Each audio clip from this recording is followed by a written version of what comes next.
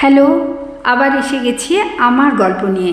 আজকে কুরুকের পরবর্তী অংশ আমি বলে শোনাই। শুরু করি। কুরুকের পরবর্তী অংশ। ঋতুকে ধরে খাটে বসিয়ে মোবাইলে একজনকে ফোন করে। আমি যাচ্ছি, তুমি আছো তো? একেবারে একটা এক্স রে করিয়ে নিয়েই যাব। এরপর ঋতুর দিকে তাকায়, বলে আজ আর একবার আমার শরণাপন্ন হতে হবে কিন্তু। বলে একটা ক্যাব বুক করে। 5 মিনিটের মধ্যে ক্যাব চলে আসে। ঝট করে কোলে তুলে নিয়ে সিঁড়ি দিয়ে নেমে ক্যাবে বসিয়ে বেরিয়ে পড়ে এক্স রে করার জন্য। এক্স রে, ডক্টর দেখানো সব করে, মেডিসিন নিয়ে বাড়ি ফিরে। ঋতু ভাবতেই পারে না এসব হচ্ছেটা কি, কে ইনি এতটা আপন মানুষের মতো সেবাই বা কেন করছেন? আমি তো একজন অত্যন্ত সাধারণ, এতখানি জীবনে সে জ্ঞান তো কারো কাছে কোনো ধার বাকি রাখেনি। যার পুঁজি কম তার তো ধার করা বাতুলতা, তেমনি যার নিজের দেবার কিছু নেই তার অন্যের সাহায্য নেওয়াটাও কিন্তু অন্যায়। কেই ভদ্রলোক সেটুকুও তো অচেনা। কাল থেকে সমানিস তার সেবায় নিযুক্ত।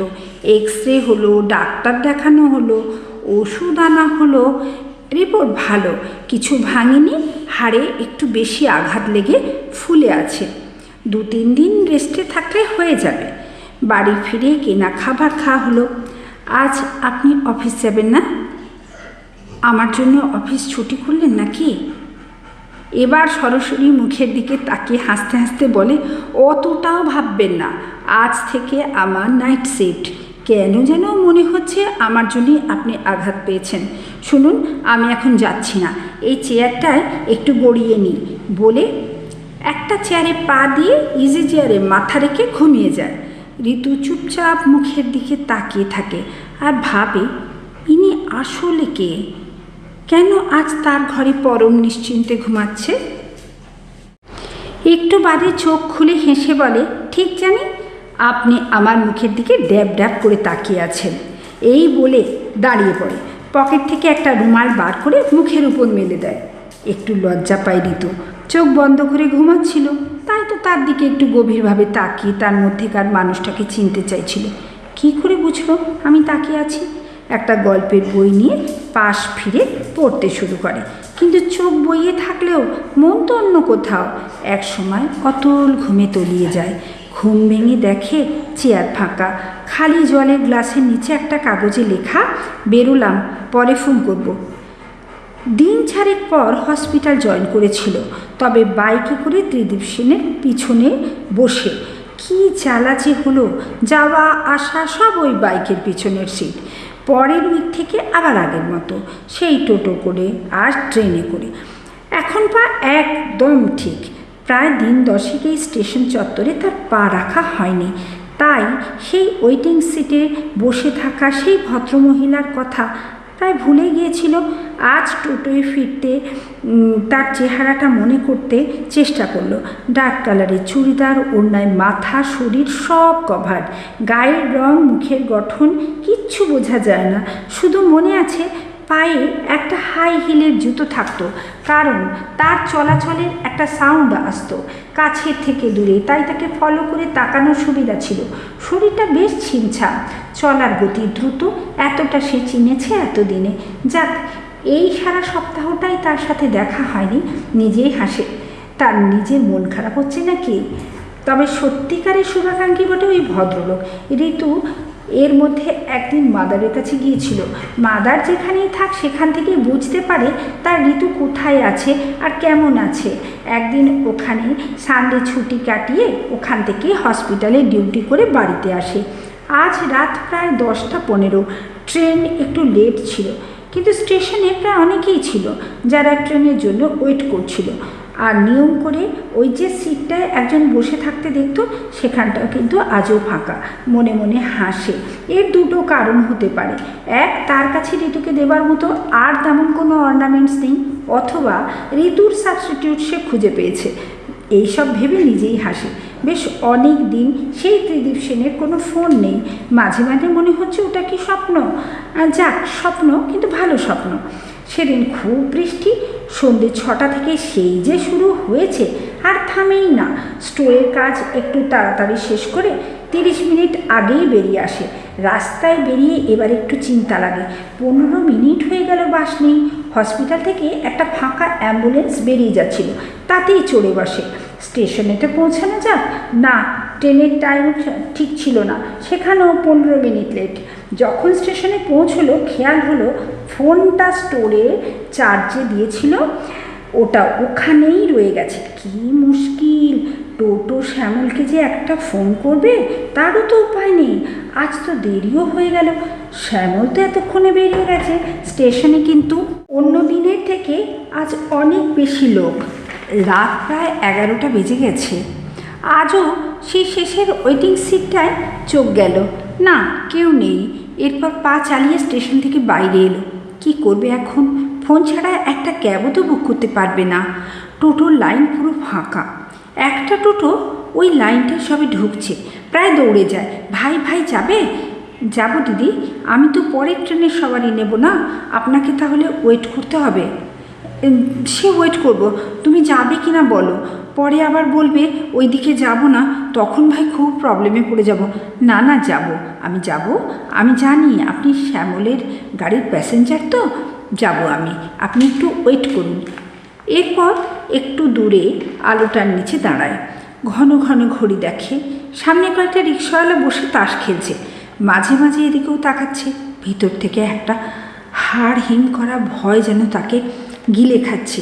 একটু পরে অবশ্য সামনের লোকগুলো চলে গেল, তবু ওরা ছিল। এখন একদম শুনশান চারদিক। হঠাৎ একটা বাইক তীব্র আলো জেলে তার দিকে ধেয়ে আসে। সে কোন দিকে যাবে ভেবে পায় না। তার সামনে এসে বলে, উঠে পড়ুন, উঠে পড়ুন তাড়াতাড়ি। না, আমি ওই টোটোতে যাব।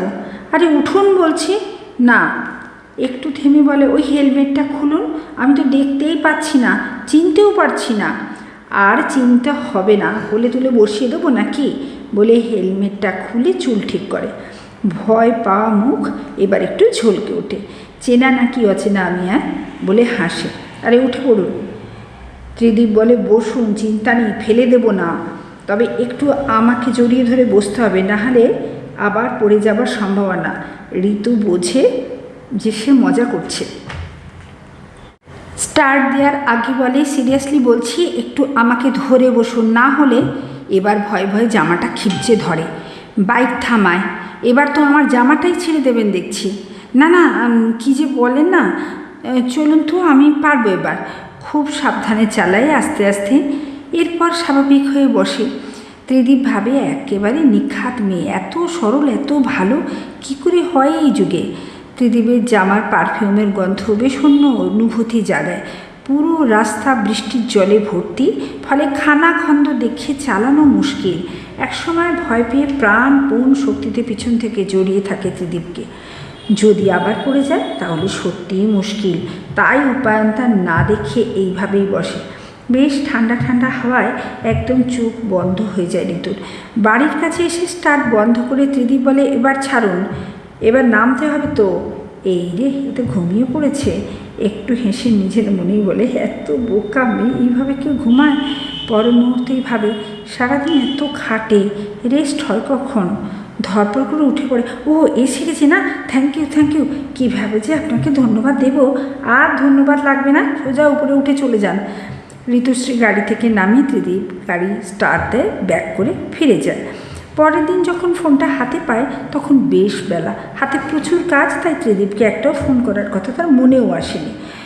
আজ হসপিটাল থেকে বেরিয়ে সোজা গাড়ি ধরে স্টেশন, তারপর স্টেশনে এসে নিয়ম মতো সেই সিটের দিকে তাকায়, না সেখানটাও ফাঁকা। আবার চারদিক তাকায়, না সেই চেনা মুখটাও কিন্তু নেই। শ্যামলের টোটো করে ফিরে চলে তার গন্তব্যে। পরের দিন আবার একটু রাত হয় ফিরতে, আগের দিনের মতোই। স্টেশন প্রায় ফাঁকা। আবার সেই সিটে মনোযোগী মহিলা বই হাতে বসে আছেন। উনি মনে হয় পরীক্ষা দেবেন, এই কথাটাই বারবার ঋতুর মনে হয়। এখানটা বেশ নিরিবিলি, তাই পড়াশোনা করতে আসেন ভেবে নিজে হাসে।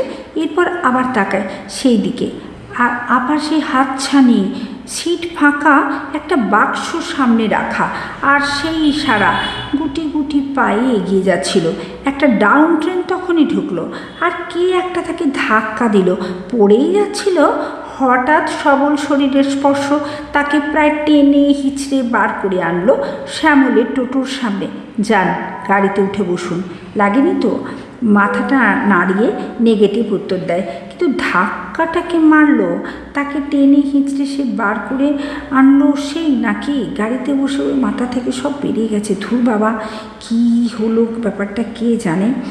ঘরে ঢুকে নিজের কাজে মন দেয়। পরের দিন স্টেশনের কাছেই দাঁড়িয়েছিল ত্রিদীপ। আপনার অফিস কি এদিকে নাকি? কেন, অফিস করতেই হবে, বিজনেস করা যায় না? না, সেটা করা যাবে না কেন? তাহলে বিজনেস কি এদিকেই? ত্রিদীপ একটা সিগারেট ধরিয়ে হাসে। একটা বড় ক্যাডবেরি ওই দোকান থেকে কিনে ঋতুর হাতে দিয়ে বলে, এখনও শিশুই আছেন, এটা খেতে খেতে শ্যামলের টোটোর করে বাড়ি চলে যান। না না দূর, আমি ক্যাডবেরি খাই না। কেন, বড় হয়ে গেছেন?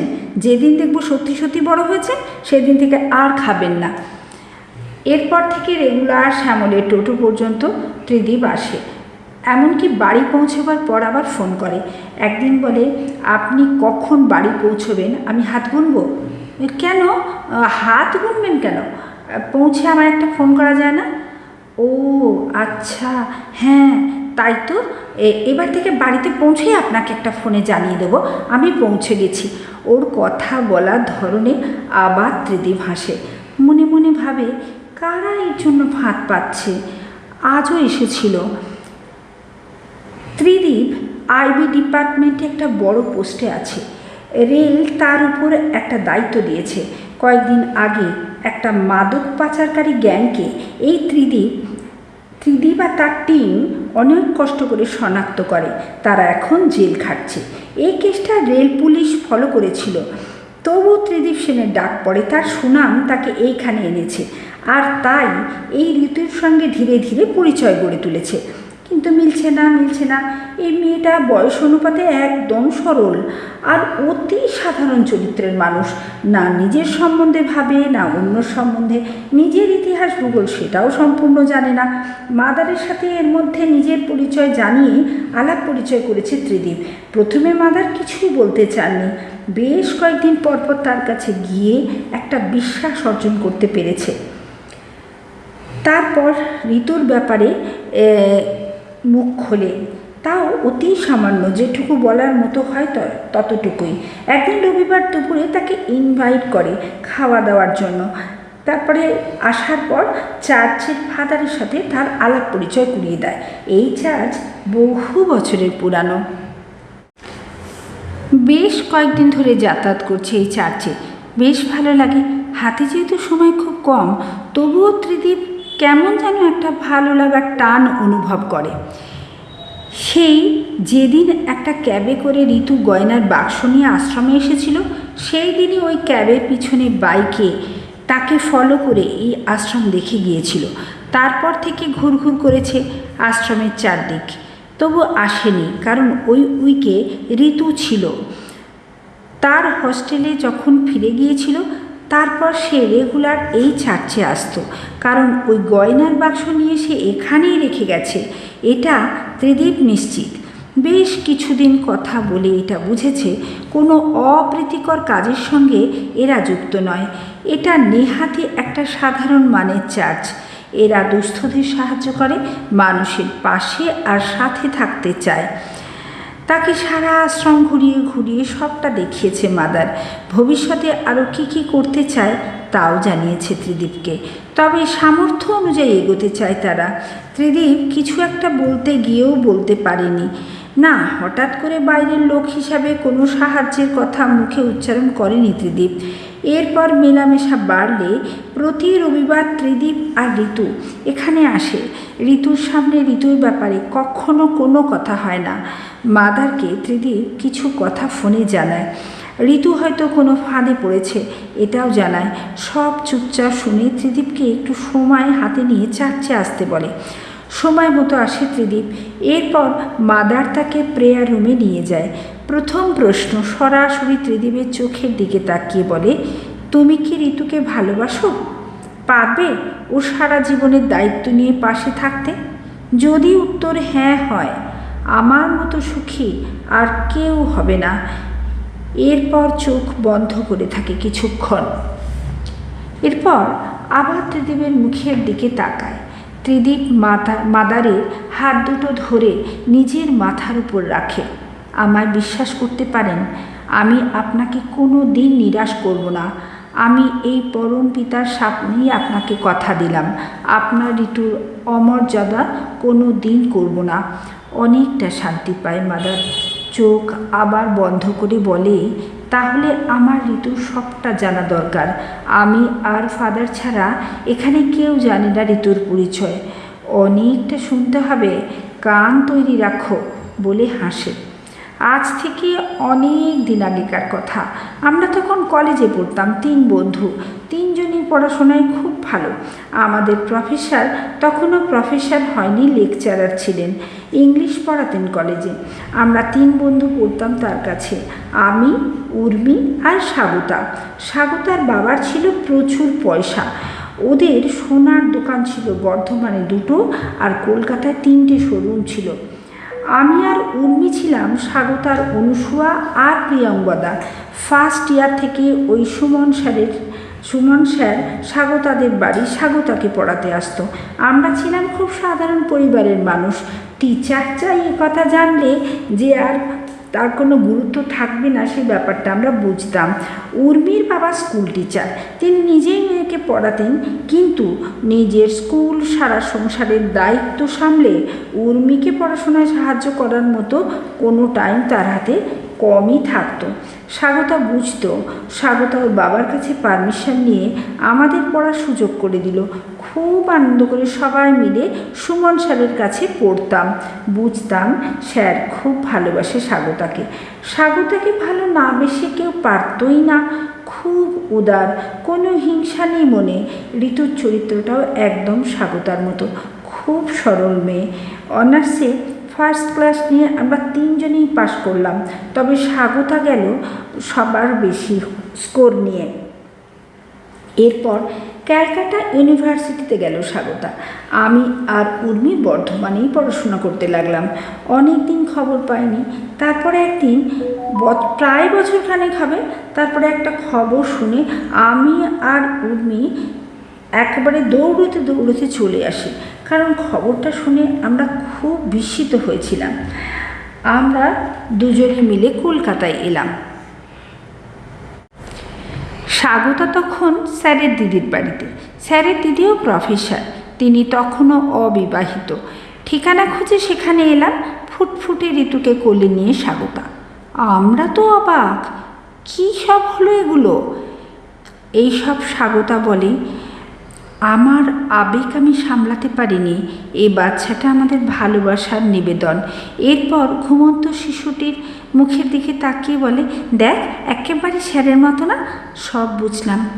চিরদিন স্বাগতা যা চায় তাই পেতে চায়, এটাও তাই। হয়তো স্যার স্বাগতাকে অস্বীকার করতে পারেনি, আর তাই এই কলকাতায় আসা, এই ইউনিভার্সিটিতে পড়া। তবে শেষের দিকে হস্টেল ছেড়ে স্যারের দিদির বাড়িতেই থাকতো। কিন্তু তারপর সে এক ভীষণ যুদ্ধ। আমি স্বাগতাকে ভীষণ ভালোবাসতাম। ওই দিদির বাড়িতে থেকে ওই ছোট্ট ঋতুর দায়িত্ব নিলাম। মাস্টার্স কমপ্লিট করলো স্বাগতা।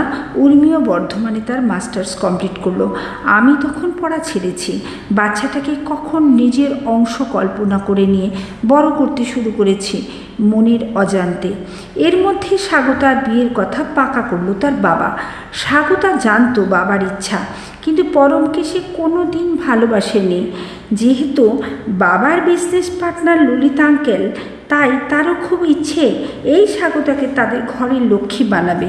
সত্যিই তো, স্বাগতার বাবা মায়ের অবর্তমানে সব সম্পত্তি হবে স্বাগতার। স্বাগতার থ্রুতে পরম হবে সব কিছুর মালিক, এমনটাই ইচ্ছে ছিল ললিত আঙ্কেলের। স্বাগতার বাবাও তাই চেয়েছিল। স্বাগতা অসুস্থ হয়ে পড়ল। সবচেয়ে স্বাগতার যেটা প্রবলেম ছিল যে তার কথা শোনার জন্য কেউ ছিল না। তার মা তার ছোটোবেলাতেই পৃথিবী ছেড়ে বিদায় নেয়, আর বাবা তার মেয়ের ভালো চাইতে গিয়ে মেয়েটাকেই বুঝল না। বিয়ের যখন কার্ড ছাপা হয়ে গেছে, তখন স্বাগতা লাস্ট একটা অ্যাটেম্প্ট করে নিয়েছিল। পরমের সাথে দেখা করার জন্য একটা ডেটে গিয়েছিল। সারা দিন ঘোরাঘুরি করেছিল। এরপর একান্তে বসে পরমকে বলে, আমরা তো অনেক দিন ধরেই একটা সম্পর্কে আছি। আমাদের আর আপনাদের পরিবার এদের ঐকান্তিক ইচ্ছায় আজ আমাদের বিজনেস এত সুনাম হয়েছে। আমার বাবা আর ললিত আঙ্কেল অভিন্ন হৃদয়। আমার আর আপনার মধ্যে আমিও চাই সেই সুসম্পর্ক বজায় থাকুক। পরম হাসে। জানেন, এই বিজনেসের সাথে আমি যুক্ত হতে চাই না, চাইনিও। নিজের পায়ে দাঁড়াবো বলে এত পড়াশোনা করেছি, ফরেন ডিগ্রি নিয়েছি, সবটা তো নিজেকে প্রমাণ করব বলে, ব্যবসা করব বলে নয়। কিন্তু বাবার ইচ্ছেটাই পরিবারের ইচ্ছে, সেটাই মানতে হবে। না না, জীবন আপনার, কারো ইচ্ছাকে প্রায়োরিটি দিতে গিয়ে নিজেকে অস্বীকার করবেন, এটা তো কোনো সহজ স্বাভাবিক সলিউশন নয়। স্বাগতা প্রাণপণ চেষ্টা করেছিল এই বিয়েটাকে ভেঙে দেবার। যখন কোনো কিছুতেই তার হাতে থাকছিল না, তখন শেষ চালটা দিয়েছিল, আমার কথাটা বন্ধুর মতো একটু শুনলে খুব ভালো হয় বলে পরমের মুখের দিকে তাকিয়েছিল। পরমের ওই ভাবলেশহীন মুখটা দেখে বুঝেছিল এর ভবিষ্যৎ এর বাবাই ধার্য করেছেন, না এর মধ্যে এর করার কিচ্ছু নেই। তাই আর কোনো কথা বলেনি। বাবাকে কিছু বলার চেষ্টা করেও কোনো লাভ হয়নি। বাবা বিজনেস নিয়ে খুব টেন্স থাকতেন সবসময়। তাই একটা সিদ্ধান্তে আসে, এই বিয়েটা তাকে করতেই হবে, তবে সংসার সে করবে না। ডিভোর্স দিয়ে তার ঋতুকে বুকে জড়িয়ে সব ত্যাগ করে দূরে কোথাও একটা চাকরি খুঁজে নিয়ে দিন যাপন করবে। যার ভালোবাসার ফলে ঋতু, তার কাঁধ এখনও অতটা শক্ত নয়, সে কারোর উপর নির্ভর করবে না। আর বাবাকে স্রেফ জানিয়ে দেবে সে পরগোত্র, তাই তার কোনো দায়িত্ব, সুনাম, বদনাম তার বাবার উপর বর্তাবে না। আর বাবার সম্পত্তির ওপর তার কোনো অধিকারকে সে স্বীকৃতি দেবে না। তারপরের কথাগুলো খুবই হৃদয় বিদারক। মানুষের মন যে কত নিকৃষ্ট হতে পারে সবটা জেনে আমি খুব চঞ্চল হয়ে উঠি। জানো, যত বিয়ের দিন এগিয়ে আসে ততই স্বাগতা ক্ষীণ হতে থাকে, খাওয়া দাওয়া করে না। স্যার তখন বিদেশে, একা স্বাগতা আর লড়াই করতে পারছিল না। বুঝতাম আর বোঝাতাম, তোর মেয়েকে আমি আমার প্রাণ দিয়ে রক্ষা করব, তুই ঋতুর কথা একদম চিন্তা করিস না, সুস্থ থাক, চুপচাপ বিয়েটা করে নি, তারপর যা হবার হবে। কিন্তু হঠাৎ ভীষণ অসুস্থ হয়ে পড়ে। সেই নামি হসপিটাল যেখানে ঋতুর জন্ম হয়েছিল সেখানেই তার বাবা তাকে ভর্তি করে দিল। প্রায় 15 দিন একটানা তাকে ওখানে থাকতে হয়। গল ব্লাডারে স্টোন অপারেট করতে একটু টাইম লাগে, তার উপর হাই প্রেশার, সব মিলিয়ে বেশ জটিল অবস্থা। আসলে মানসিক ব্যাপারটা প্রবলেম হয়েছিল, শরীরকে অসুস্থ করে তুলেছিল। আর সেখানে তার ভাবি শ্বশুর ললিত আঙ্কেল রোজ বিকালে তার কাছে যেতেন, গল্প করতেন, শারীরিক সুস্থতার কথা জানতে চাইতেন নার্সদের কাছে। এই ললিত আঙ্কেলকে আগে খুব পছন্দ করতো স্বাগতা, স্বাগতাকে সুইটহার্ট বলে ডাকতো সবসময়। তবে রিলিজ করার আগে সেই সুইটহার্ট বলা ছেড়ে দিয়েছিলেন, শুধু নাম ধরে ডাকতেন, কারণ বুঝতে খুব একটা অসুবিধা হয় না স্বাগতার। তিনি নিশ্চিত যে তার খবর জানতে পেরেছেন কোনোভাবে। আগে প্রতিদিন বিকালে গোলাপের সাথে দুটো লোভী চোখ চশমার আড়ালে দেখা যেত, এখন সেখানে সেই লোভের সাথে ক্রোধের আগুন দেখতে পাচ্ছিল। স্বাগতা ভাবলো ভালোই হয়েছে, এবার নিস্তার। কোনোভাবে তাকে জানতে পেরেছে যে এখানে কয়েক মাস আগে তার কন্যা সন্তান জন্মেছে। এখন যদি সে মুক্তি পায়, না, বিয়ের কার্ড হয়ে গেল, দিন এগিয়ে এলো, সব নিয়ম মতো হলো, বাড়ি পরিবর্তন হলো। দুদিনের মধ্যে বিরাট পরিবর্তন ঘটে গেল তার জীবনে। পরম চলে গেল বিদেশে। ললিত আঙ্কেল কথা বলা ছেড়েই দিয়েছিল প্রায়, তবে মাঝে মাঝে কিছু কাগজে সই করিয়ে নিয়ে যেত। একদিন ললিত আঙ্কেল আর আন্টি আসে তার রুমে, কয়েকটা কথা হয়। সেগুলো আসলে কোনো কথাই নয়, সবগুলোই ছিল কন্ডিশন, মানে শর্ত। হ্যালো বন্ধুরা, আমার এই গল্পটা সত্যি একটু বড় হয়ে গেছে, যার জন্য আমি এটাকে দ্বিতীয় পর্বেও শেষ করতে পারলাম না। খুব তাড়াতাড়ি আমি তৃতীয় পর্বে এটাকে শেষ করার চেষ্টা করব, কিছুটা বাকি আছে। তাই জন্য খুব বড় একসাথে দিলে না কারোর পড়তে শোনার ইচ্ছেটা কম থাকে, কারণ সত্যি সময়ের একটা ব্যাপার থাকে। তাই আমি আজকে এই দ্বিতীয় পর্ব দিচ্ছি এবং কিছুদিন বাদেই কয়েকদিনের মধ্যেই আমি তৃতীয় পর্বটা দিয়ে এই গল্প শেষ করব।